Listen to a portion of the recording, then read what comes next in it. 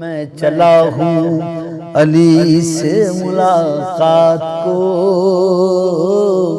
جس کی تھی آرزو وہ گھڑی آ گئی۔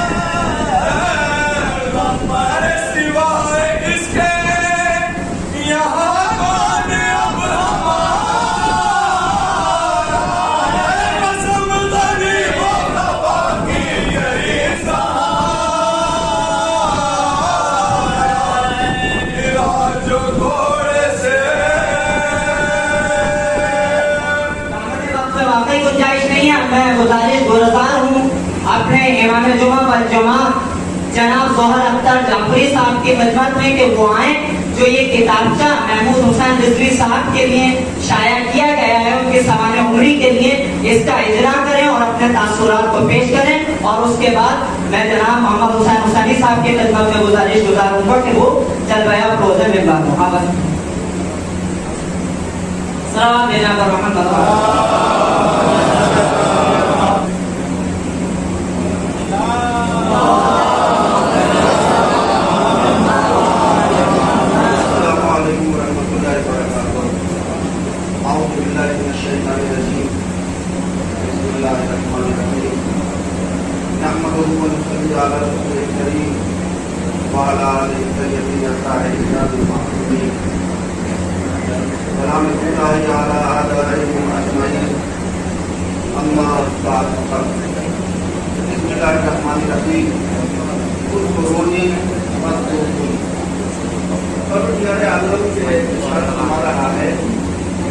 دیکھو تم مجھے یاد کرو میں تمہیں یاد کروں، میں تو تشریف کرنے کے لیے کھڑا نہیں ہوا ہوں، آپ مجھے سنتے ہی رہتے۔ اور مولانا محمود صاحب کا مرحوم کی مجلس کو بھی میں نے خطاب کیا ہے، وہ فخر طریقے سے ایسا ہی مجمع ہوا کرتا تھا۔ مولانا صاحب خطاب کرنے کے لیے آئے ہیں، آج میں سننے کے لیے آیا ہوں، سننے کا بھی موقع ملتا ہے، انشاءاللہ آپ اللہ کی ملاقہ فرمائیں گے۔ بس ایک دو جملے میں کہنا چاہتا ہوں کہ کھڑا ہی ہو گیا ہوں۔ پروردگار عالم ارشاد فرما رہا ہے کہ اذکرونی اذکرکم، تم مجھے یاد کرو ہم تمہیں یاد کریں گے۔ دیکھیے محمود صاحب قبلہ کی ذات کوئی ایسی بہت بڑی ذات نہیں تھی کہ جو بہت پڑھی لکھی ہو، جو بہت پیسے والی ذات ہو یا بہت طاقتور ہو، کوئی ایسی پوسٹ پر ہو، لیکن ان میں جو ایک صفت پائی جاتی تھی وہ یہ تھے کہ وہ خدا سے اپنے جڑے ہوئے، وہ اپنے خدا کو یاد کرتے تھے۔ لہٰذا یہ پورا مجمع آ گیا۔ خدا نے کہا کہ دیکھو تم ہمیں یاد کرو گے ہم تمہیں یاد کریں گے، اور جسے خدا یاد کرے اسے پورا زمانہ یاد کرتا ہے۔ اتنا موقع ہو گیا محمود صاحب کو گئے ہوئے، لیکن آپ دیکھیں اتنا بڑا مجمع اور اسی محبت کے ساتھ ایسے ہی آیا ہوا ہے، اور ایسا محسوس ہو رہا ہے کہ آج یا تو ان کے سرخوں کی مجلس ہے یا چہروں کی مجلس ہے، ایسا محسوس ہو رہا ہے۔ ایسا بہت کم محسوس ہوتا ہے کہ برسی کی مجلس میں وہ اتنا بڑا مجمع آ جائے اور اس طریقے سے مشتاق ہو کر کے سنے۔ دیکھیے محمود صاحب نے بس محمود صاحب میں جو ایک صفت اور پائی جاتی ہے، اگر نہ بیان کروں تو شاید کمی رہ جائے گی، لہٰذا اس کو میں بیان کرتا چلوں۔ وہ یہ ہے کہ جتنے بڑے محمود صاحب عزادار تھے اتنے ہی بڑے نمازی تھے۔ ہو سکتا ہے کہ کوئی عزادار تو ہو لیکن نمازی نہ ہو، نہیں ایسا ہی نہیں ہے، ایسا بھی دیکھا جاتا ہے جو اپنے آپ کو شیعہ تو کہتے ہیں، عزادار تو کہتے ہیں، لیکن نماز کے مخالف نہیں۔ لیکن ایسا نہیں ہم نے دیکھا کہ کوئی نمازی ہو اور عزاداری کے مخالف۔ محمود صاحب جتنے بڑے نمازی تھے اتنے ہی بڑے عزادار تھے۔ نماز جمعہ میں بھی وہ پہلے آ کر کے بیٹھا کرتے تھے خطبے سے پہلے، اور ان میں جو عادت تھی نماز میں جب وہ حاضر ہوتے تھے تو میں دیکھتا تھا، اس لیے کہ وہ بزرگوں میں تھے اور 80 سال سے اوپر کے تھے۔ بہرحال پیر میں درد یا کمر میں درد فطری تقاضا تھا، عمر کا تقاضا تھا، لیکن وہی توجہ مولا کائنات کے اندر پائی جاتی تھی، وہ اسی طرح ان کے اندر بھی پائی جاتی تھی۔ تو کیا جب آخری شب آئی تو اس سے پہلے مولا کائنات نے وہ عمل کبھی انجام نہیں کیا تھا جو اس شب انجام دیا ہے مولا کائنات نے۔ کہا بیٹا حسن و حسین نزدیک آؤ، میں نماز پڑھنا چاہتا ہوں اور بیٹھ کر کے نماز پڑھنا چاہتا ہوں۔ مولا کائنات نے اس سے پہلے کبھی بیٹھ کر کے نماز نہیں پڑھا، وہ آخری شب تھی کہ اتنے کمزور ہو گئے تھے مولا کہ اب طاقت نہیں رہ گئی تھی کہ کھڑے ہو کر کے نماز۔ محمود صاحب جب بھی آتے تھے مر کر بڑھاپا تھا ضرور، کمر میں درد ضرور تھا، پیروں میں درد تھا، کہتے تھے یہاں شکایت ہے، بیٹھے رہتے تھے کرسی پر، لیکن جب نماز کا وقت ہوتا تھا اور نماز پڑھتے تھے تو ویسے ہی جیسے ایک جوان کھڑا ہو کر کے نماز پڑھتا تھا ویسے ہی محمود صاحب کی بات کرتا۔ میں دعا کرتا ہوں پروردگار ان کی روح کو آشاد فرما، ان کو جوار معصومین میں جگہ عنایت فرما، بار الہ امام زمانہ کا دیدار انہیں نصیب فرما اور ہم سب کو اس بات میں شمار فرما۔ یہ کتاب ان کے متعلق لکھی گئی ہے، محمود صاحب کے متعلق، تو ہم سے بہتر آپ حضرات جانتے ہیں، میں تو 4 سال سے جانتا تھا، بہرحال وہ ان سے بہت محبت کرتے ہیں اور میں بھی ان سے محبت کرتا ہوں، اور آپ بھی لوگ کے تاثرات سے جو ایک جگہ جمع کیا ہے دوسروں کو جناب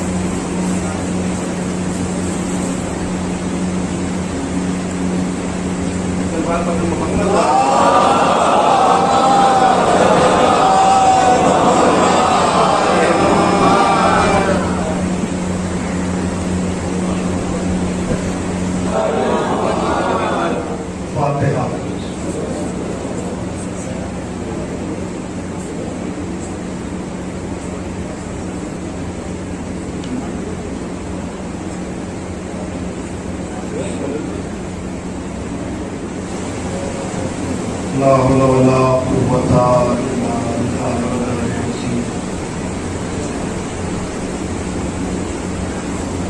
أعوذ بالله من الشيطان الرجيم، بسم الله الرحمن الرحيم۔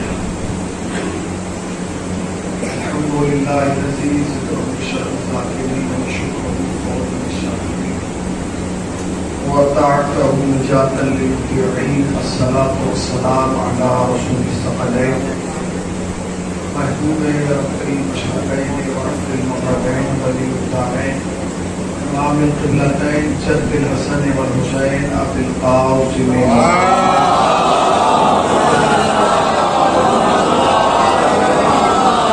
اما بعد فقد قال اللہ سبحانہ تبارک وتعالی وقوله الحق بسم اللہ الرحمن الرحیم کل نفس ذائقۃ الموت صلوات علیہ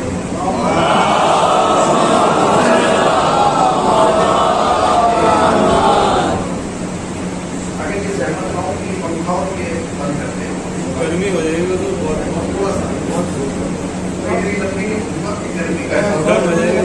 گڈن ہو جائے گی۔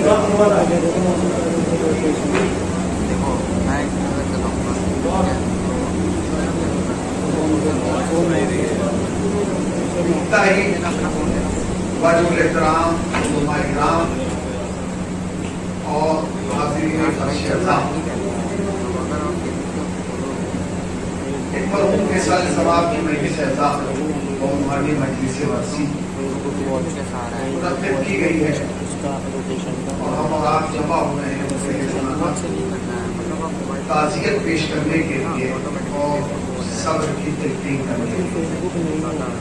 آپ یقین جانیں کہ جس نوعیت اور جس نہج اور جس کیفیت پہ اس وقت یہ مجلس ہے تو کہہ نہیں سکتا کہ یہ برسی ہو رہی ہے. سب کو یہ ہوتا ہے کہ 40ویں کی مجلس ہے اور آپ لوگ یہاں جمع ہوئے ہیں ان کے اہل خانہ کو تعزیت پیش کرنے کے لیے اور صبر کی تلقین کرنے کے لیے. عموماً ہوتا ہی ہے ہمارے سماج میں اس معاشرے میں ہم زندگی گزار رہے ہیں کہ جب موت ہوتی ہے تو مجمع کی کیفیت کچھ اور ہوتی ہے, جب سویت ہوتا ہے تو کیفیت کچھ اور ہوتی ہے, جب 40واں ہوتا ہے تو کیفیت کچھ اور ہوتی ہے, جب چھمائی ہوتی ہے تو کیفیت کچھ اور ہوتی ہے, جب برسی ہوتی ہے تو کیفیت کچھ اور ہوتی ہے. یعنی جنازے سے برسی تک مجمع گھٹتا چلا جاتا ہے. مگر الحمدللہ جیسا مولانا نے بتایا کہ میں نے ان کی مجالس میں شرکت کی, مجمع میں کمی نہیں ہوئی. آپ نے غور کیا کیوں؟ آپ نے محسوس کیا کیوں؟ اس لیے کہ کسی ایک عام آدمی کی نہیں تھی, ایک عام عزادار ہمارے درمیان سے نہیں کیا جس کے نام پر اتنا بڑا مجمع آ گیا. نہیں, سوچئے کہ آخر 1 سال کے بعد آج پھر اسی انسان کے نام پر اتنے بڑے مجمع کا جمع ہونا اس بات کی دلیل ہے کہ کوئی ایک ایسی چیز تھی اس کے اندر جو ہمارے اندر نہیں تھی. میں بہت دیر تک سوچ کر کے بیٹھ کے سوچتا رہا کہ ایسی کیا بات تھی کہ جو آج 1 سال کے بعد بھی اتنا بڑا مجمع ہے اور اتنی دیر تک سن رہا ہے تاثرات, خیالات, تبصرے. ورنہ عموماً کیا ہوتا ہے, مجلس شروع ہوئی, ایک نے مرثیہ پڑھا, خطیب آیا, مجلس تمام ہوئی, مگر آپ آئے, مجلس ہوئی, تاثرات ہوئے, کہ رسم اجرا ہوا, قبلہ نے بیان کیا, آزاد بھائی نے بیان کیا, یہ برداشت نہیں کیا جاتا. اگر پھر بھی آپ برداشت کر رہے ہیں, اس کی وجہ جانتے کیا؟ اس کی وجہ یہ ہے کہ جس کی مجلس میں آپ بیٹھے کیوں آئے ہیں 1 سال کے بعد؟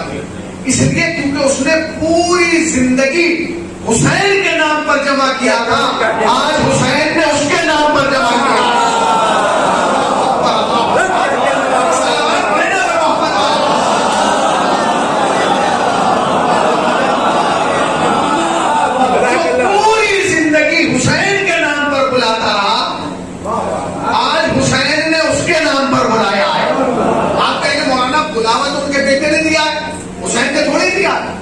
بلاوا تو رشتے داروں نے دیا, حسین نے تھوڑے دیا. تو خالی مجلس لکھ دیتے ہی آپ نہ آتے. مجلس کے سامنے لکھا گیا مجلس حسین, مجلس سید الشہداء, ورنہ مجلس تو خود ایک نام ہے. اسے حسین کا سہارا اس لیے دیا گیا کیونکہ مجلس میں اس وقت تک کیفیت بھی پیدا نہیں ہوتی جب تک حسین سے نہ جڑ جائے.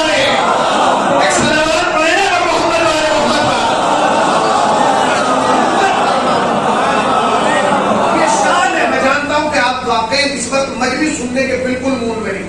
آپ اس چکر میں کہ کسی طریقے سے مولوی نیچے اترے اور جلدی سے ہمارا پیچھا چھوڑ. اگر مجھے بھی آئے تو میں تو بہت دور سے سفر کر کے آیا, چند باتیں صرف مرحوم کے حوالے سے بولوں گا اور مجلس تمام ہو جائے گی. سوچئے, میں نے جس آیت کی, علماء بیٹھے میرے بزرگ ہیں, کابرین ہیں, محسنین ہیں, کرم فرمائے, اللہ ان کا سایہ ہمارے سروں پر برقرار ہو. جس آیت کریمہ کی میں نے تلاوت کی ہے وہ آپ کے سامنے آ گیا. میں پہلے سے بیٹھوں, ہر نفس کو ذائقہ موت چکھنا, ہر نفس کو ذائقہ موت چکھنا. لیکن میں بہت بڑے یعنی علم کے دعوے کے ساتھ نہیں آیا. ایک طالب علم ہو سکتا ہے اشتباہ ہو سکتا ہے میرے خیال ہو سکتا ہے میرا تاثر ہو سکتا ہے غلط ہو سکتا ہے صحیح بھی ہو. چکھنا ہے, یہ لفظ ہے چکھنا. ہر نفس کو ذائقہ موت چکھنا. چکھنے سے مراد کیا ہے؟ ہر نفس کو ذائقہ موت چکھنا. اس کا مطلب یہ کہ ذائقہ نفس کو چکھنا ہے, جسم کو نہیں, روح کو نہیں. جسم اور ہے, روح اور ہے, نفس اور ہے. جو روح اور جسم کو ملا دے اسے نفس کہتے ہیں. جو روح اور جسم کو ملائے اسے نفس کہتے ہیں. یعنی جو ملانے کا کام کرے. موت کس سے آئی ہے؟ نفس کو. جیسے ہی نفس کو موت آئی, روح اپنی جگہ, جسم اپنی جگہ. اگر نفس نہ جاتا بھائی ملانے والے کی تو قیمت ہے. ارزش کس کی ہے؟ ملانے والے کی. اب میں مثال دوں, مثلا محبوب صاحب تھے بیچارے, کیا تھے؟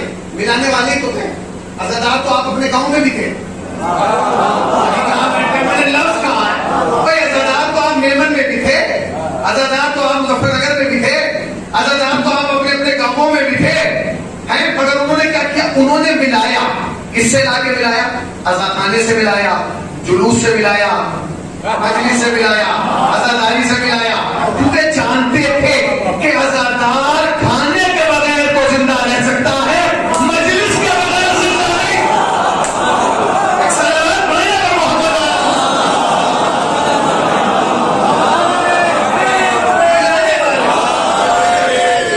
मिलाने वाले आपको आजाखाने से मिला दिया। तकरीबन 40 साल, जैसे मुझे उनके बच्चे ने बताया, 40 से 42 साल उन्होंने अपने घर में कयाम किया आजादारी का। 40 साल पहले इस शहर में, इस जगह एक तसव्वुर किया जाए। देखिए आज हमें ये ज़खाना नजर आ रहा है, आज हमें ये इमाम बारगाह नजर आ रहा है, आज बेहतरीन जरी है, मगर वो तासुरात जो हमारे आजाद साहब ने बयान किए आप उसे महसूस कीजिए।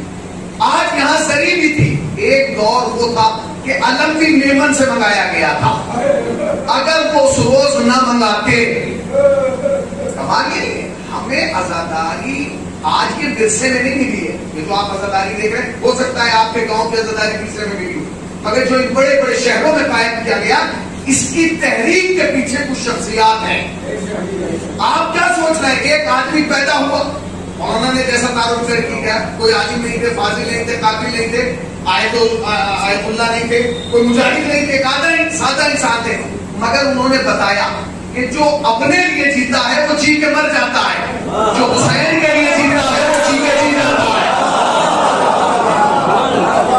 हुसैन के लिए अब मैंने कहा हर नफ्स को जायका मौत चखने से क्या मुराद? में आया या आने के बाद मैं बैठ गया दस्तरखान पे लाके बिरयानी की प्लेट रख दी गई, मौलाना खाना खा लीजिए, मैंने खा लिया। एक चीज थी, मैंने खा ली। अब कैफियत बदल गई। अब तो हम दस्तरखान में पहुंचे तो बिरयानी भी है, कोरमा भी है, कबाब भी है। मैंने थोड़े सा बिरयानी भी और खा कर था, तो दूसरे का जवाब है नहीं मौलाना थोड़ा थोड़ा चख लीजिए, मैं खा चुका हूं, चख लीजिए। इसका मतलब ये कि चक्का वहां जाता है जहां वैरायटीज हो। अब कुरान कह रहा हर नफ्स को जायका मौत चखना है, इसका मतलब ये कि मौत में भी वैरायटीज हैं।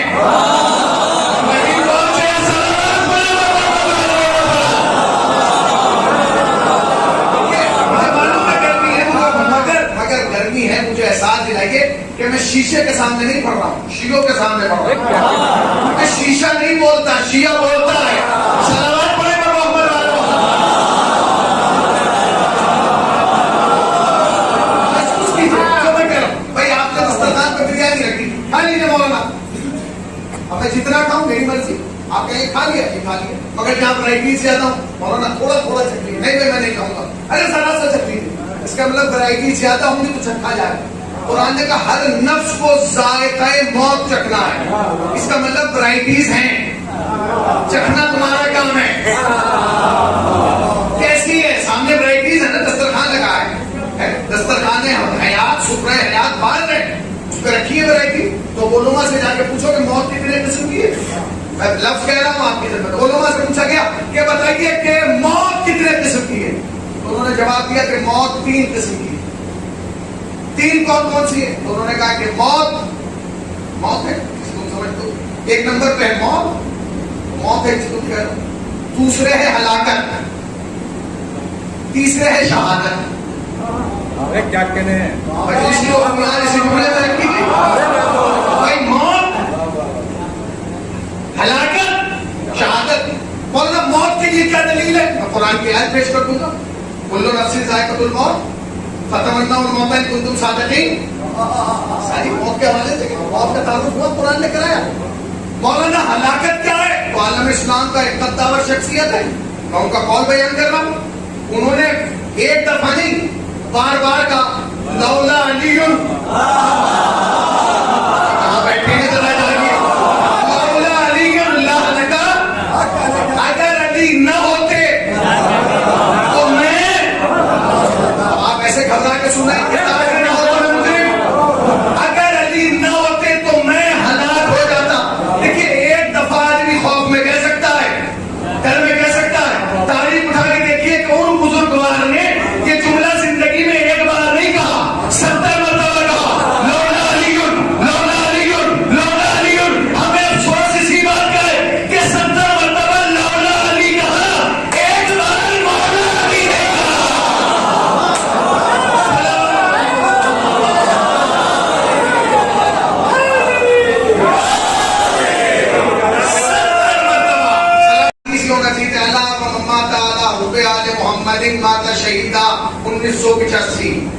اللهم مات على حب آل محمد مات شہیدہ 2000 اللهم مات على حب آل محمد مات شہیدہ 2015 اللهم مات ترجمہ کیا ہوتا جو بھی آل محمد کی محبت پر مر گیا 2015 تک مات شہیدہ جو بھی 2020 تک مر گیا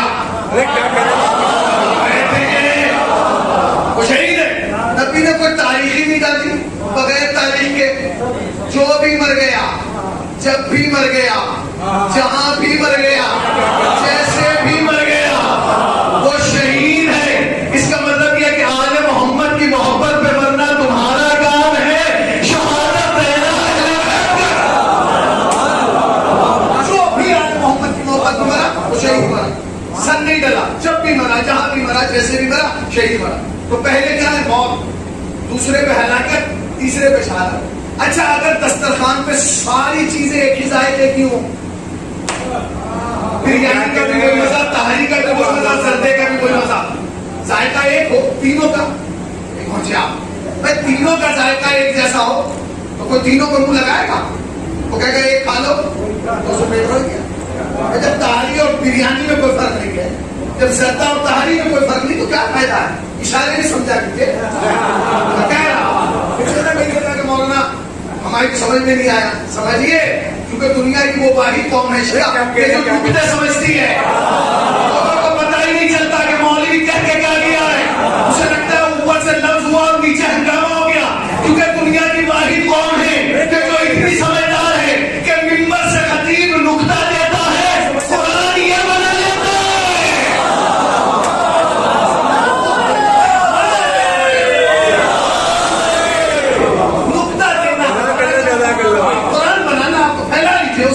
تو جب تینوں چیزیں ایک ہی ذائقے کی کون کھائے گا اس کا مطلب یہ کہ تینوں کا الگ الگ ذائقہ اب ایک ہے موت تو موت کا ذائقہ الگ ہوگا ایک ہے ہلاکت ہلاکت کا الگ ہوگا ایک ہے شہادت شہادت کا الگ ہوگا اب میں لفظ کہہ رہا ہوں علماء سے پوچھا گیا موت کیا ہے انہوں نے کہا موت کے معنی مر جانا یہ تو آپ سب جانتے ہیں اس میں نئی کیا بات ہے تم نے کہی کیوں ہے حسینیوں کا وقت ضائع کرنے کے لیے بھائی موت کا مطلب ہے مر جانا موت کے معنی مر جانا علماء سے پوچھا گیا ہلاکت کے معنی کیا ہے عجیب جواب کیا کہتے ہیں کہ ہلاکت کے معنی ہے مر کے مٹ جانا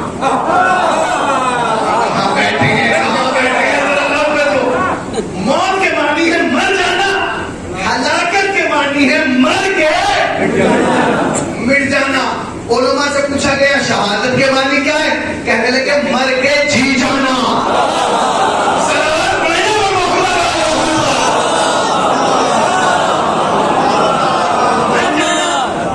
مر کے مٹ جانا اور مر کے اب محمود صاحب کون سی موت مرے محمود صاحب کون سی موت مرے آپ طے کیجیے مر کے جی جانا ہم کون سی موت مریں گے مر کے جی جانا آپ کون سی موت مریں گے مر کے جی جانا ہم سب کون سی موت مریں گے ہلاکت تو نہیں ہوگی نا اچھا جب ہلاکت کی تعریف ہو گئی پھر یہ بھی پوچھے کہ ہلاکت سے کون سی چیز بچائے گی شہادت تو ہمیں ملنا ہے مگر کم سے کم یہ تو پوچھ لیں کہ ہلاکت سے کون سی چیز بچائے گی آیا کیا ہلاکت سے نماز بچا سکتی ہے الصلاۃ عمود الدین دین سکون ہے الصلاۃ معراج المومن مومن کی معراج ہے نماز مگر کیا موت ہلاکت سے نماز بچا سکتی ہے نہیں بھائی جن صاحب نے یہ کہا ہے کہ اگر علی نہ ہوتے میں ہلاک ہو جاتا ہوں انہوں نے بڑی نمازیں پڑھی انہوں نے کہا کہ اگر علی نہ ہوتے تو میں مصلی پہ تھا مگر ہلاکت سے نہیں بچ سکتا میں نے رمضان میں روزے بھی رکھے ہیں مگر ہلاکت سے نہیں بچ سکتا میں جہاد میں بھی گیا ہوں مگر ہلاکت سے نہیں بچ سکتا میں نے بڑے کام کیے نبی کے ساتھ مگر ہلاکت سے کون سی چیز بچائے گی انہوں نے کہا اگر علی نہ ہوتے اس کا مطلب یہ ہے کہ ہلاکت سے اگر کوئی بچا سکتا ہے تو صرف علی بچا سکتا ہے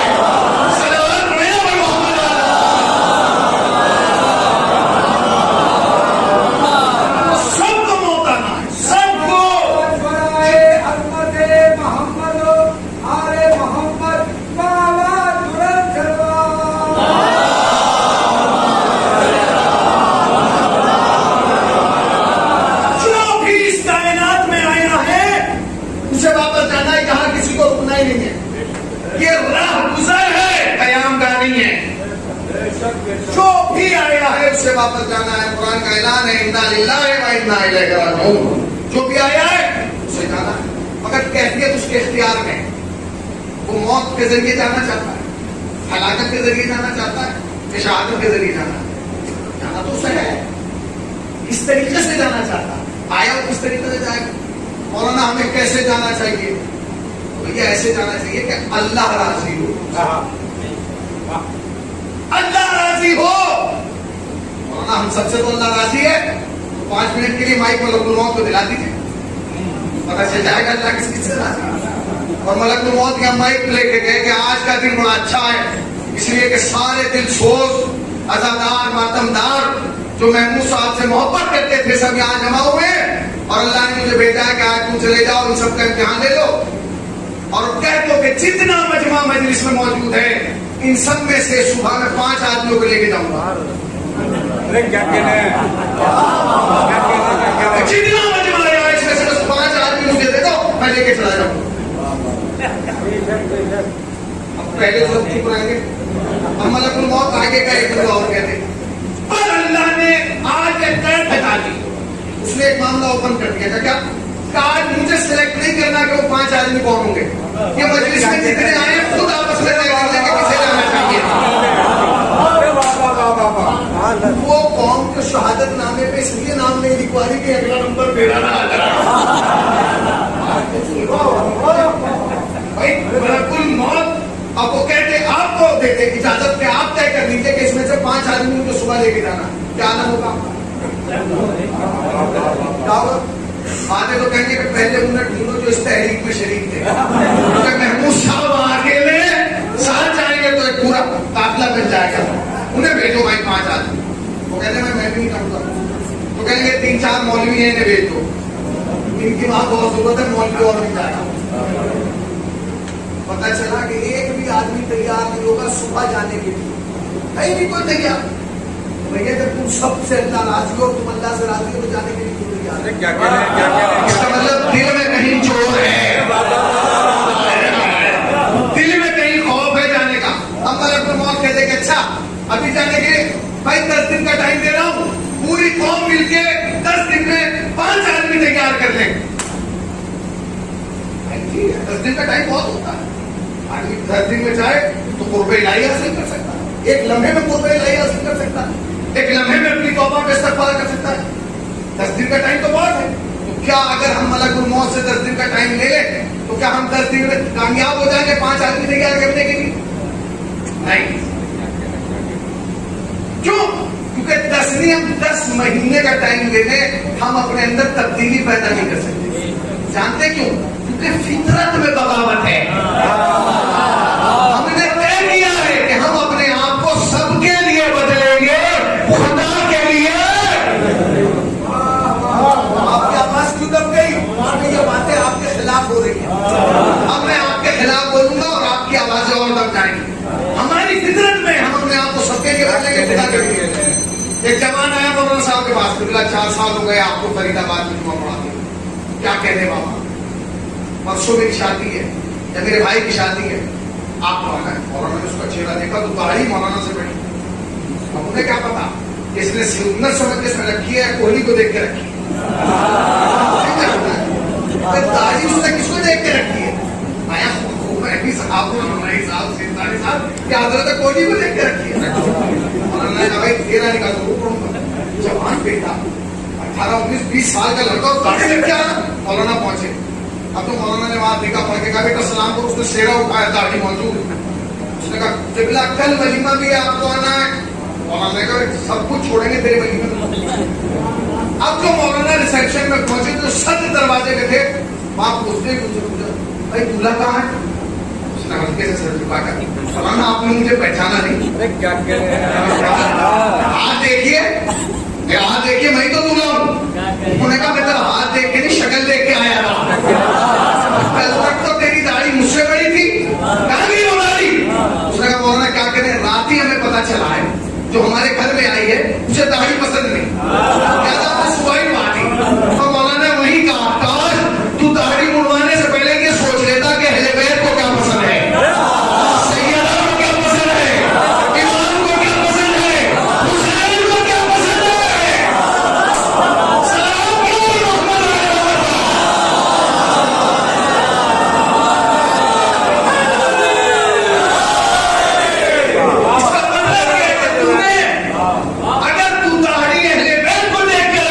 तो जब तेरी बीवी ये कह रही थी कि मुझे पसंद नहीं है, तो तुझे जब ही कहना था कि मैंने दाढ़ी तेरी पसंद के लिए नहीं रखी, अहले बैत की पसंद के लिए रखी है। काम हो गया, खत्म हो गया मामा। पहले वालों ने देखा इसने तो 2 दिन में रंग बदल गया भाई, रंग बदल गया। पहले आके ऑफिस से सलवार कमीज पहन के घूमता था, अब लोअर टी शर्ट पहन के उन्होंने डराओ तो 2 ही दिन हुए रंग। मौलाना क्या करें, सास अम्मा ने कल बुलाया, कह लिया तुम ये बूढ़ों का लिबास पहन के कहाँ घूम रहे हो, तो तुम जवान हो। आपने गौर किया, बीवी ने शक्ल बदल दी, सास ने लिबास बदल दिया। मैं तुमसे पूछ रहा हूँ, क्या कब्र में सास आएगी? क्या बोलिए ना, क्या कौन सा डर रहे हैं आप? ये आवाज बीवियों तक थोड़ी जा रही है भाई? क्या कब्र में सांस आएगी? तो हर अकलमंद आदमी जवाब देगा, किबला जहाँ सांस नहीं आएगी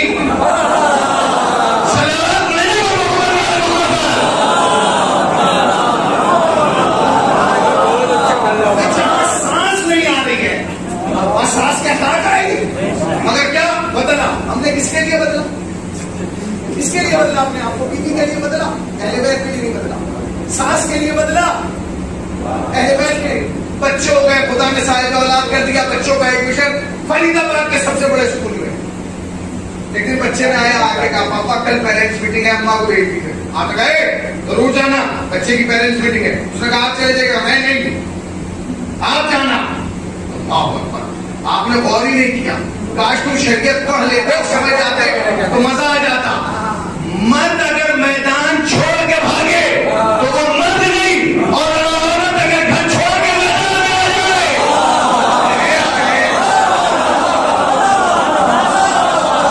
तो मर्द मैदान से भागे वो मर्द नहीं, और जो मैदान औरत घर छोड़ के मैदान में आ जाए, बोलिए ना ये बात आप भी समझेंगे, वरना किसी के बाप को पता नहीं चलेगा कि तीर कहां चल गया।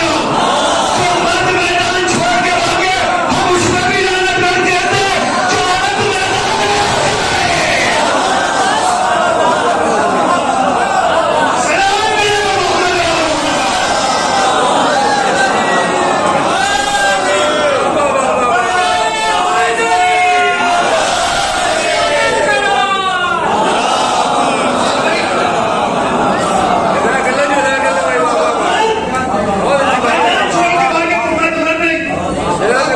घर छोड़ के मैदान में आ जाए, उसे कौन ला रहा है मैदान में? हम और आप भी तो लड़ रहे हैं। जा जा जा, तुमने उसे इतना जा जा कि अब तुम कह रहे हो आ तो आ नहीं रहे हो, निकाला तो तुम्हें ही बाहर है।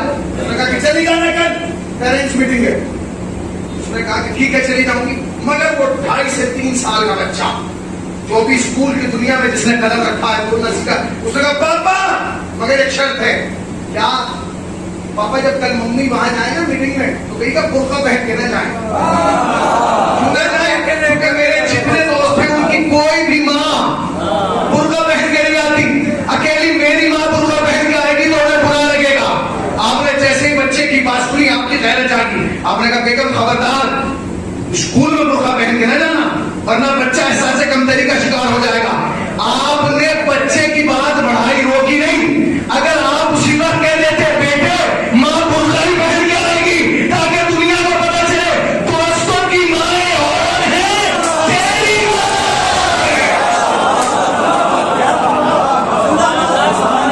दोस्त की माँ किसकी मुझे हमें नहीं पता, मगर तेरी माँ फातिमा की करीब है। तो हमने सबके लिए बदला अपने आप को, मगर बदल रहे हैं। दाढ़ी किसके लिए कटवाई? बीवी के लिए। लिबास किसके लिए बदला? सास के लिए। बुर्का किसके लिए उतरवा दिया? औलाद के लिए। अल्लाह न करे, बस अर्ज़ माज़रत उस खाई चाहता हूँ, खुदा न खास्ता किसी लड़के लड़की में अट्रैक्शन पैदा होता है, एक दूसरे को पसंद करने लगे, पसंद कर रहे हैं।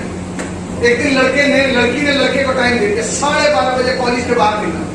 आप यकीन करें 11:30 बजे जाके खड़ा हो जाएगा धूप में, और वहां से कोई कौम का बुजुर्ग बेटे यहाँ का कुछ नहीं, और कोई दोस्त दूसरे क्यों खड़ा है भाई 12:30 बजे बुलाया था बेटे, तुम तो 11:30 बजे तू अभी से क्यों आ गया?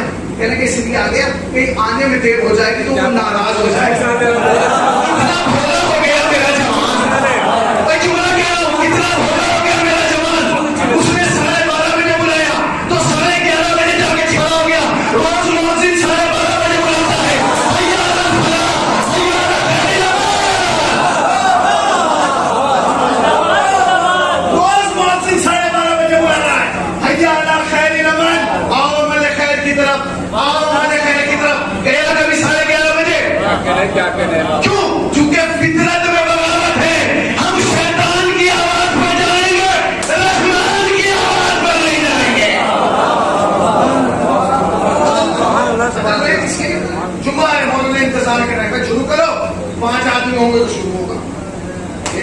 والے کو پتہ ہے. 5 آدمی ہو تو شروع 12:30 بجے کے بجائے 11:30 بجے جا رہے ہیں. مگر جہاں روز مؤذن بلا رہا ہے, یہ بتاؤ اس کی آواز پہ جانا ثواب ہے یا اس کی آواز پہ جانا؟ سوچئے, فکر کیجئے, تدبر کیجئے. یہ مجلسیں صرف سننے سنانے کے لیے نہیں ہے, کہ وہ دھن چوپڑی نہیں ہے کہ 5 نعرے لگے اور نکل لیے. اتنا بڑا مجمع میرے حوالے کیا ہے تو قیامت کے دن مجھ سے بھی پوچھا جائے گا جب اتنا بڑا مجمع ملا تھا کیا دے کے آیا ہے.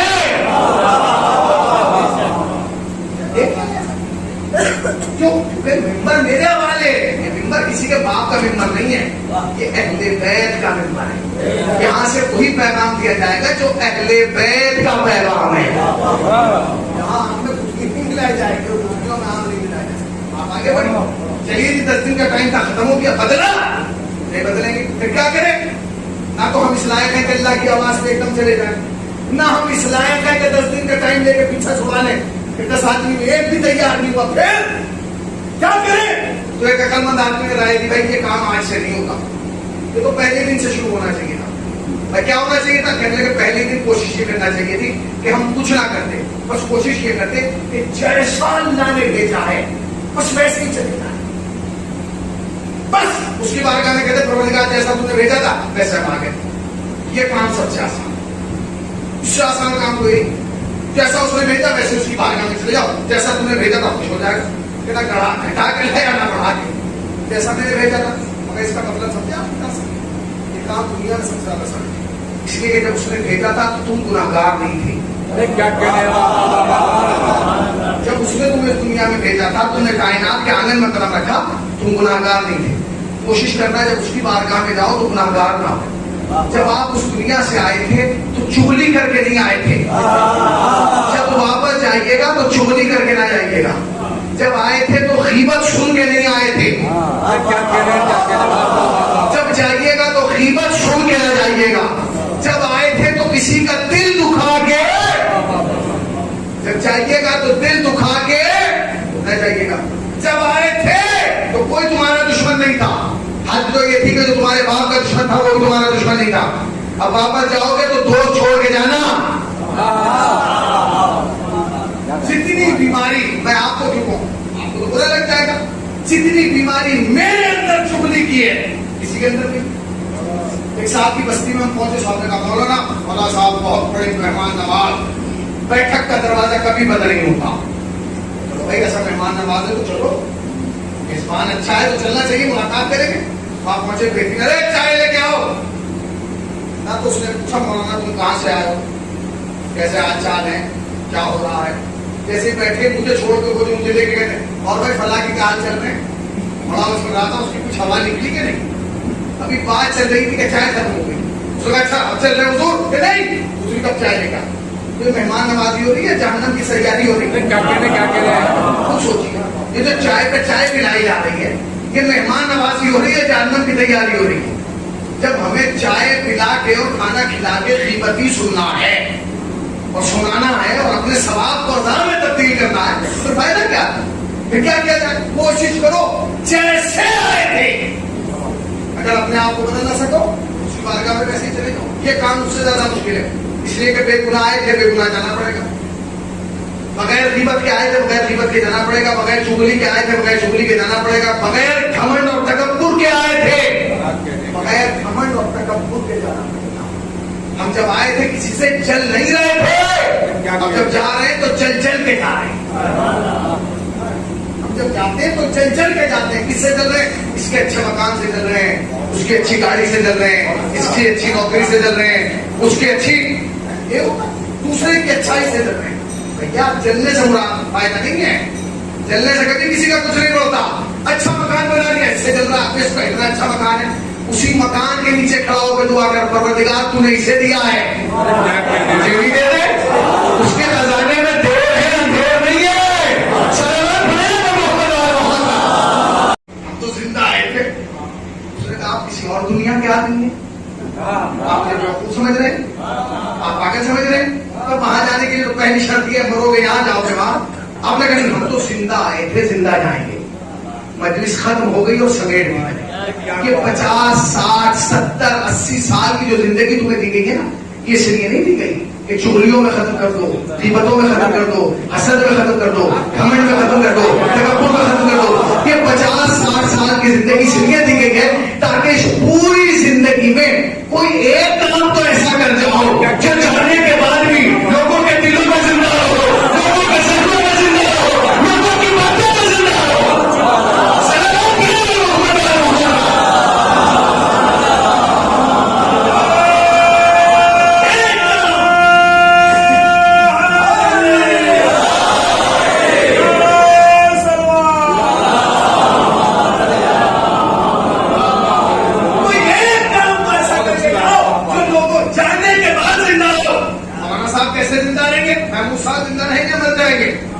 کیا کہنے ہیں بابا؟ جن کے لوگوں کے نام آزاد صاحب نے کیا وہ زندہ رہیں گے مر جائیں گے؟ آزاد صاحب زندہ رہیں گے مر جائیں گے؟ جس نے بھی عزاداری میں یہاں تعاون کیا ہے، جب بھی فرید آباد کی عزاداری کا تذکرہ ہوگا وہ زندہ ہو کے آ جائیں گے. جب بھی عزا خانے کی تعمیر کی بات ہوگی وہ زندہ ہو کے آ جائیں گے. جب بھی جلوس کی بیان کی بات آئے گی وہ زندہ ہو کے.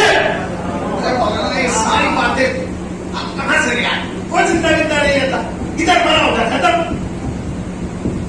دلیل دیجیے کہ زندہ رہے گا. چلو بھائی دلیل دے دیتے ہیں. اور جو مر گیا نا وہ مر گیا. اسے تلقین سنا دی کہ مر گیا. اسے قوم نے کانٹھا دے دیا. اس قوم کا کمال یہ ہے ہماری کہ کبھی زندے کو کانٹھے پہ نہیں اٹھاتے. اگر یہ زندہ کو کانٹھے پہ اٹھانے کی عادت ہوتی تو یہاں بھی ایک رہبر ہوتا.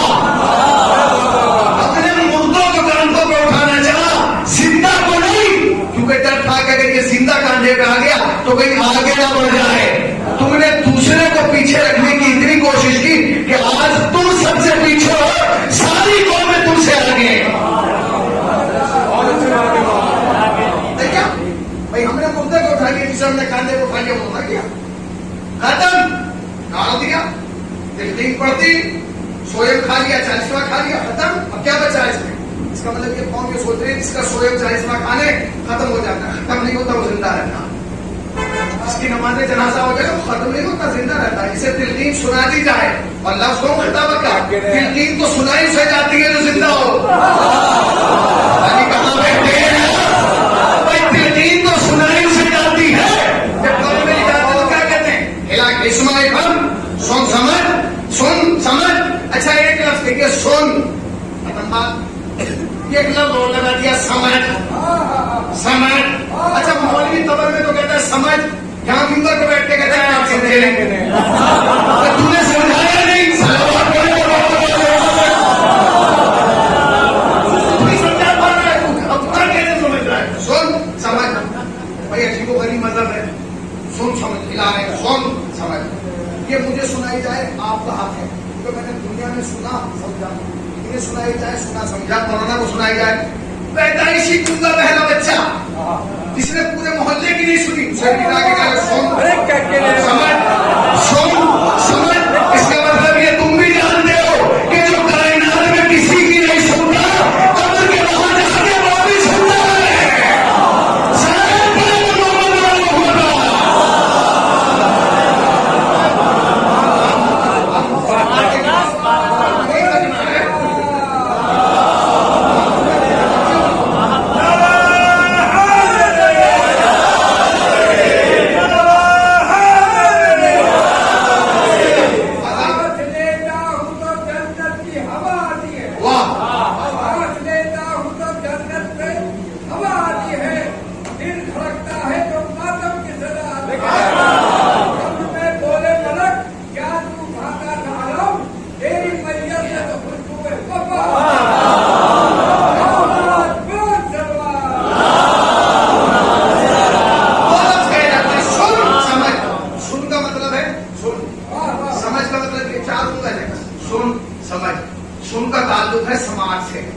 سمجھ کا تعلق ہے دماغ سے.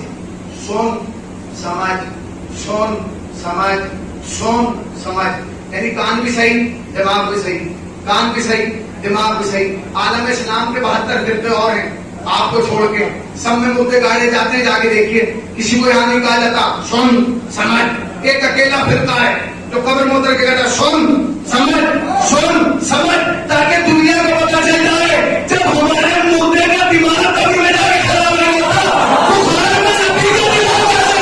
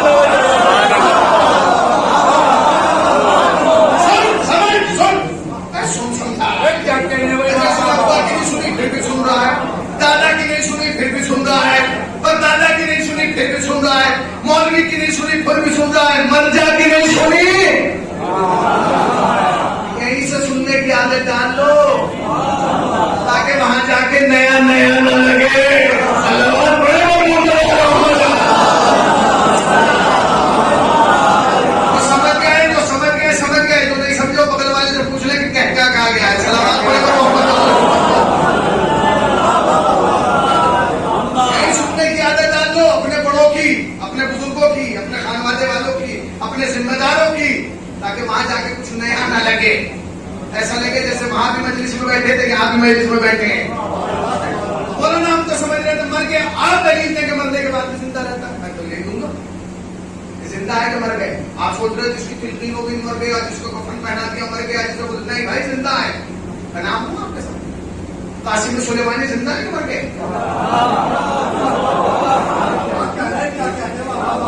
बताइए जिंदा है कि मर गए? बम से मुनफजिर हो गए, जिस्म टुकड़े टुकड़े हो गया, पूरा जिस्म हो गया, खाली एक हाथ बचा और हाथ भी खुला हुआ। कमाल ये कि बम में इतनी ताकत थी कि पूरे जिस्म को तोड़ दिया, पूरे जिस्म को मुनफजिर कर दिया, चीथड़े उड़ा दिए, मगर इतनी ताकत नहीं थी कि अंगूठी के नकीने को तोड़ देता। यही तो बच्चे, यही तो नफ्स था। जिंदाबाद हुसैन का जिंदाबाद, बस हो गई मैंने, यही नफ्स था। सब कुछ तोड़ दिया मगर अंगूठी का नगीना साबुत रहा, क्योंकि उस पर कासिम सुलेमानी नहीं लिखा था, उस पर लिखा था ला इलाहा इल्लल्लाह मुहम्मदुर रसूलुल्लाह अलीयुल वलीयुल्लाह। यही अंगूठी पूरी दुनिया के दहशतगर्दों के मुंह पे तमाचा है कि जब तुम अलीयुल वलीयुल्लाह लिखा हुआ एक पत्थर नहीं तोड़ पाए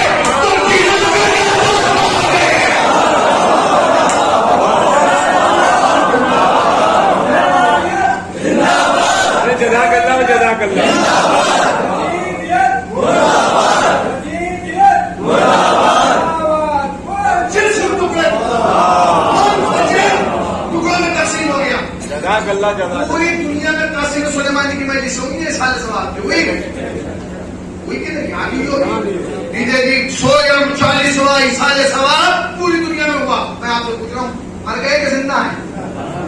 जो पीछे चुप बैठे हैं उनका नजरिया क्या है? तो किसी और कबीले के लोग हैं तो मिल के बोलिए ना, जिंदा है कि मुर्दा?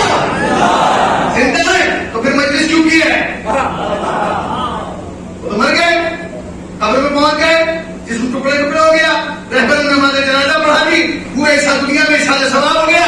आप फिर कह रहे कि मौलाना दलील जिंदगी है कि अमेरिका जैसे जिंदगी में डर रहा था वैसे ही आज भी डर रहा है। इसका मतलब यह है कि जिसके नाम का खौफ बाकी रहे। मौलाना आपने मिसाल कमजोर दी, ये तो कैसी 2 साल पहले का, 2 साल तक तो आपकी शायद कब्र में जिंदा रहता हूँ, दूर का बताइए। चलिए भाई मैं दूर का हवाला दे देता हूँ, थोड़ा दूर चलिए। इमाम खुमैनी जिंदा है मुर्दा? तीसरी या 32वीं बरसी हुई है वो साहब, जो 4 साल कितनी है? तीसरी थी ना, तीसरी या 32वीं साल के इमाम राहिल की 32 साल हो गए, 32वीं बरसी हो रही है, आप कह रहे हैं जिंदा। दलील जिंदगी क्या? कह रहे मौलाना दलील जिंदगी है कि इमाम खुमैनी ने अपने इंतकाल से 2 साल पहले फतवा दिया था, सलमान रुश्दी बाजी क्या कहने हैं? तो फिर मैं क्या करूं? फतवा दे के इमाम खुमैनी तो मर गए 2 साल के बाद, दुनिया से चले गए। सलमान रुश्दी आज भी छुपता हुआ घूम रहा है, कभी इस मुल्क में कभी उस मुल्क में। मैंने कहा कि उसका क्या दिमाग खराब हो गया? कह ले कि हम सब गए थे उसके पास, पूरी दुनिया के लोग गए, उन्होंने कहा तुम्हें डरने की जरूरत नहीं, आओ बाहर घूमो टहलो, जैसे हम जाते हैं मॉल में, बाजारों में, शॉपिंग मॉल, इधर उधर, तुम भी घूमो। उसने कहा तुम्हारा दिमाग खराब है, तुम تم ہو میں ہوں. کیا ہوا کہ میرے خلاف خمینی نے فتوا دیا تھا. ایک آدمی ہنس کے کہا تیرا دماغ خراب ہو گیا. خمینی کو تو مرے ہوا خود 30 سال ہو گئے, تو آج بھی ڈر. اس نے کہا دماغ خراب میرا نہیں تیرا ہوا ہے, تو سمجھا نہیں. خمینی مر گیا, تحریر زندہ ہے.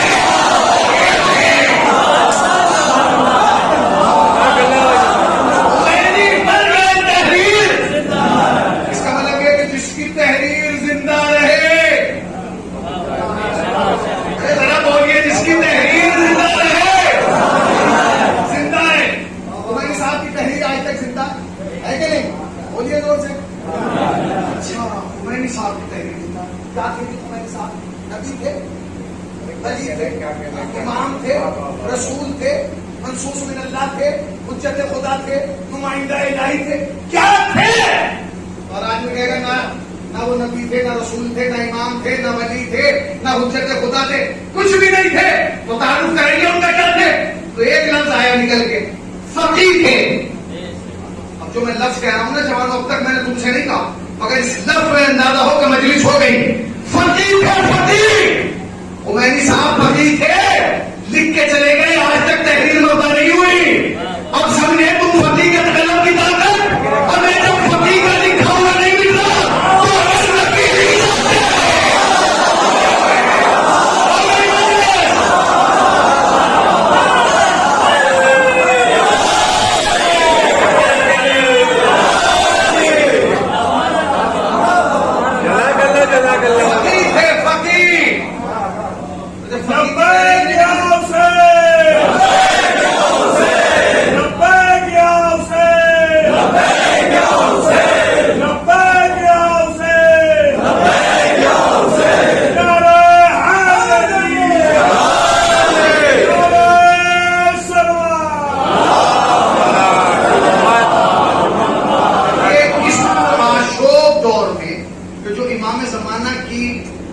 ظہور کے بالکل قریب ہے جس زمانے میں ہم بیٹھے, اس دور میں صرف شیعت کے تعارف کا ایک ہی نعرہ ہے جو انہوں نے لگایا. ایک زمانہ تھا جب نعرہ حیدری صرف ہمارا نعرہ تھا, اب وہ زمانہ چلا گیا, کیونکہ وہ خانقاہوں سے بھی لگ رہا ہے, مزاروں سے بھی لگ رہا ہے, منقطوں میں بھی لگ رہا ہے, اور یہ قوالیوں میں بھی لگ رہا ہے, ہر جگہ سے لگ رہا ہے. یہ ایک نعرہ ہے, اس پہ ضرور بولا کریں, اس لیے کہ یہ نعرہ ہر جگہ برابر لگتا ہے. لبنان میں بھی, ایران میں بھی, پاکستان میں بھی, ہندوستان میں بھی, مجلس میں بھی, محفل میں بھی, خوشی میں بھی, غم میں بھی, گھر میں بھی, مرض میں بھی. اور اس نعرے کے بارے میں ہمیں اتنا یقین ہے کہ آواز دے گا جب بھی ہمیں وقت کا حسین, قبروں سے ہم پکاریں گے لبیک یا حسین, لبیک یا حسین, لبیک یا حسین, لبیک یا حسین, لبیک یا حسین. یہ 50-60 سال کی زندگی اس لیے دی ہے تاکہ اپنے لیے تو جیے مگر کچھ ایسا کر جائے کہ جو جانے کے بعد زندہ ہے. محمود صاحب زندہ رہے. اچھا چلیے جی, میں نے مثالیں دی, قاسم سلیمانی زندہ ہے, امام خمینی, مولانا دور کی دے, شیخ صدوق زندہ ہے کہ نہیں, سید رضوی زندہ ہے کہ نہیں, سید مرتضیٰ زندہ ہے کہ نہیں. یہ جتنے نام میں لے رہا ہوں یہ شیعت کے پلر ہیں. سید خوئی زندہ ہے کہ نہیں, آیت اللہ حائری زندہ ہے کہ نہیں, سب یہ زندہ ہے کہ نہیں, اور زندہ رہیں گے. مگر مولانا مجبوری ہے کہ آپ نے جتنے نام ممبر سے کیے نا وہ سب ایرانی رات کے تھے, عربی بولنے والے تھے, فارسی والے. ہمیں کیا پتا کہ ہمارے محلے کا بھی کوئی زندہ رہے گا. پہلے ہم فارسی جانے نہ عربی, نہ ہم ایران جانے نہ تہران. ہم تو پیدا یہاں ہوئے ہندوستان میں. ہمارا والا کیسے زندہ رہے گا؟ کوئی دلیل ایسی دے جو ہمارا والا بھی زندہ ثابت ہو. بھیا میں دلیل دے دیتا ہوں. امام خمینی بھی زندہ ہے, شیخ صدوق بھی زندہ ہے, حائری بھی زندہ ہے, بروجردی بھی زندہ ہے, سب زندہ ہے. میں تم سے پوچھ رہا ہوں میر علی زندہ ہے کہ نہیں؟ پانچویں پشت شبیر کی مذاہب میں, بزنی حسین کی سیاحی میں میر علی زندہ ہے کہ نہیں, مرزا نبیر زندہ ہے کہ نہیں. اب بھی آپ زندگی کا فارمولہ نہیں سمجھے. اہل بیت کی زندگی کے نام پر زندہ رہنے کے لیے ضروری یہ نہیں ہے کہ بندہ ایران عراق کا ہو, لبنان فارس کا ہو, سوریا شام کا ہو. نہیں, اہل بیت کی زندگی کا طریقہ یہ ہے, اہل بیت کے نام پہ کام کرتے چلے جاؤ,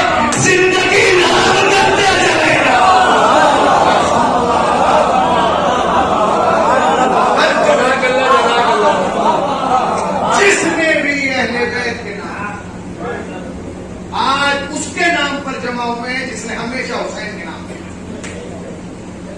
جس نے سرد راتوں میں اپنے آپ کو جمع کیا، جس نے گرم دنوں میں تمہیں جمع کیا، جس نے برسات کی فوار میں تمہیں جمع کیا، جس نے دشمنوں کے لیے یلغار میں تمہیں جمع کیا، جو تمہیں بلاتا رہا اور تم یہ سوچتے رہے کہ یہ روز میرے دروازے پہ آ کے کھڑا ہو جاتا ہے کہ بھائی آ جانا ہے، آ جانا ہے۔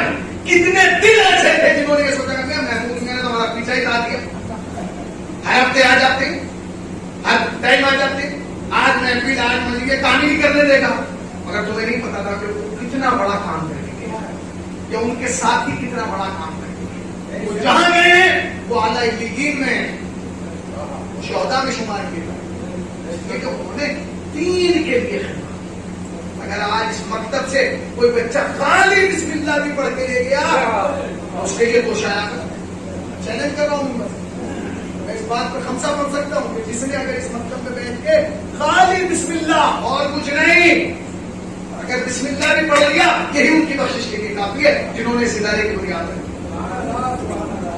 یہاں سے تین سے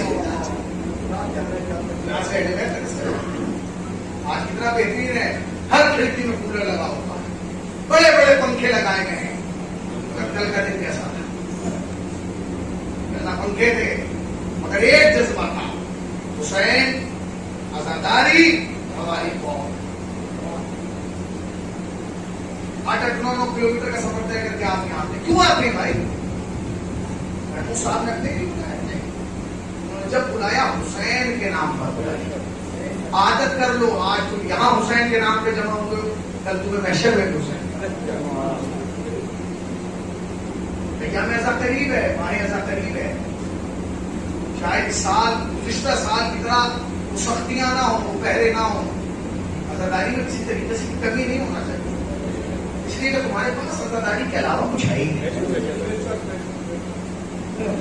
نماز جمعہ جو قائم کی جا رہی ہے اس میں آئے، اس لیے کہ قالین پھر دور سے آ رہا ہے، اس لیے نہ آئے کیونکہ جمعہ جمع سے نکلا ہے۔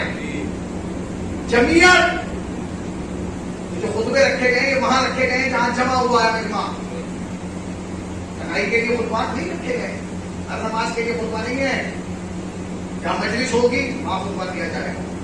نماز عیدین کے لیے خطبہ رکھا گیا ہے، نماز جمعہ خطبہ رکھا گیا ہے، جب عقد ہوتا ہے تب جمعہ خطبہ دیا جاتا ہے۔ یہ جمع ہونے کے بعد خطبہ دینا کس کے لیے؟ ہمارے لیے، ان باتوں کے لیے نہیں۔ اس کا ایک فائدہ اور ہے جو تمہیں نہیں پتا، جب لوگ جمع ہو کے کوئی دعا کرتے ہیں اللہ دعا بہت جلد، اور جب اس دعا میں اہل بیت کا وسیلہ لگ جائے دعا رہ جائے۔ بس میں نے بہت وقت دیا، اپنی کچھ ٹوٹی پھوٹی باتیں ایک طالب علم کی حیثیت سے آپ کی بارگاہ میں خدا سے دعا ہے کہ میری اور آپ کے لیے دونوں کے لیے سے تو شاید رکھتا ہوں۔ چلے گئے وہ ہم سے اچھے تھے، سب کو وہیں جانا، کوئی دنیا میں رہا نہیں ہے، جو آیا ہے اسے جانا ہے، ہمیں یہ طے کرنا ہے کہ کر کے کیا جانا ہے، اپنے لیے جینا ہے یا حسین کے لیے جینا۔ جو حسین کے لیے جیتا ہے نا پھر حسین کی ماں اس کی بڑی مدد ہے۔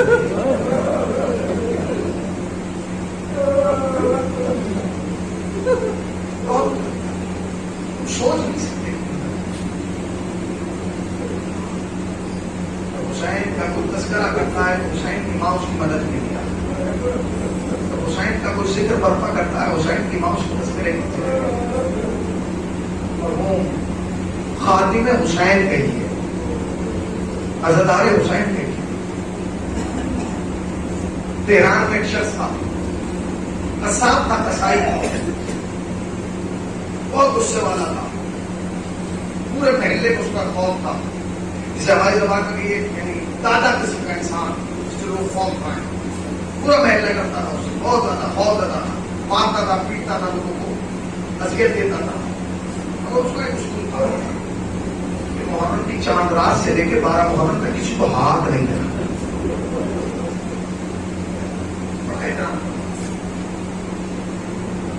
اور جب 7 محرم کا جلوس نکلتا سب سے پہلے قاضی کا رنگ لے کے آگے چلتا۔ اس وقت تہران کا زدائی کی شروعات تھی، ایک دن وہ آیا کہ جب میں غفیر جب ہوں اس کی زندگی کا وہ رواج تھا، نہ کسی سے خوف کھانا نہ کسی سے ڈرنا، لوگوں کو منہ توڑ جواب دینا. ایک دن جتنے جماعت تھے وہ سب جمع ہو گئے، انہوں نے کمیٹی سے کہا کہ سنو کل سے ہم مجلس میں نہیں آئیں گے، محرم کا چاند تو نظر آ رہا ہے، ہم تو دوسری مہینے شروع کرتے ہیں. کہا کہ اس لیے کہ تم مجلس گھر میں کرتے ہو کوئی بات نہیں، مگر جلوس سڑک پہ نکلتا ہے تو تم الگ اشکالات میں دے دیتے ہو، اس سے پوری قوم کام کی ڈرتی ہے. وہ کہتے ہیں کہ حسین کا الگ یہ ظالم آدمی نہیں سکتا. کیا کہ اگر تم ہمیں بلانا چاہتے ہو تو اس سے کہو کہ وہ مجلس میں نہ آئے، اور ساتھ محرم کا علم اس کے ہاتھ میں کمیٹی بھی ڈرتی تھی. اپنی طاقت کو جمع کیا، اس کے دروازے پہنچے، اپنے باپ کیا سنو حسین تم سے کتنی محبت ہے. اس نے دروازہ کھولا کا کیا بھائی بتائیں نا کل سے محرم کا چاند ہے، کام کے مارو پورے سال محرم کے چاند کا انتظار کرتا ہوں، بتائیے میں کسی خدمت کے لائق ہوں تو بتائیے میرے لائق تو خدمت ہو. ہمارے لیے بس آپ کے لیے خدمت ہے کہ کل سے ہم مجلس میں نہیں آئیں گے. کیوں نہ ہوں اگر تم آؤ گے تو 100 آدمی نہیں آئیں گے. اب تم سوچ لو کہ تمہیں آنا ہے یا 100 آدمیوں کو روکنا ہے. اس نے کہا تم 100 کو بلاؤ میں نہیں جاؤں.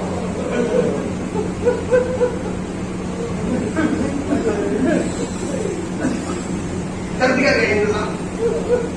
چاند رات ہوئی، بچے سب آ کے گاڑی میں بیٹھ گئے. انہوں نے کہا پاپا آپ نہیں آئیں گے؟ انہوں نے کہا تم چلو میں آ رہا ہوں. گاڑی چلی گئی، وہ نہیں گیا. ایران میں ہر گھر میں مولانا بتائیں گے زیر خانہ سرتاب ہوتی ہے جسے تہ خانہ کہتے ہیں، وہ گیا.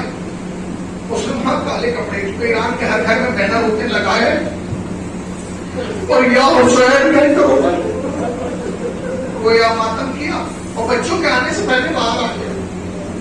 2 محرم 3 محرم 4 محرم 5 مگر 6 محرم ہوئی تو اسے برداشت نہیں ہوا.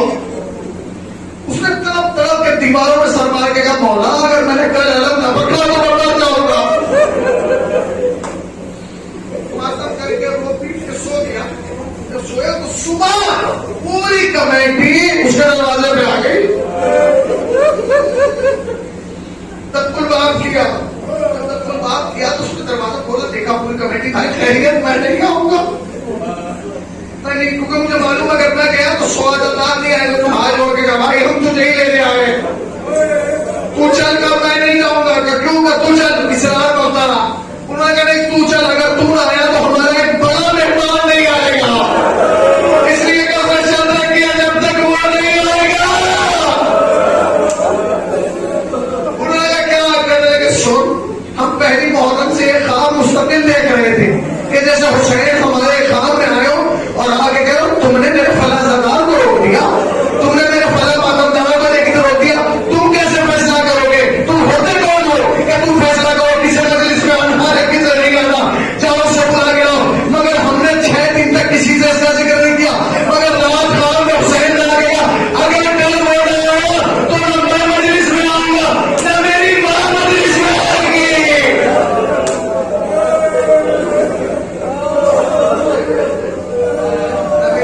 جس میں خواب میں آئے گی. اس نے کہا سنو یہ خواب خالی تم نے رات نہیں دیکھا، میں نے بھی خواب میں دیکھا.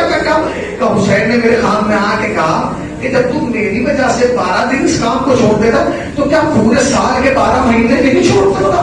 میں حسین تم سے ظاہر کرو، میں نے جبھی کہا مولا آج کے بعد میں کوئی غلط کام نہیں کروں گا. حسین نے بائیں پھیلائی آجا میرے آزادار آجا. ایک جملہ کہوں مولا آج اپنے آزاداروں کا اتنا خیال آئیے بازے کربلا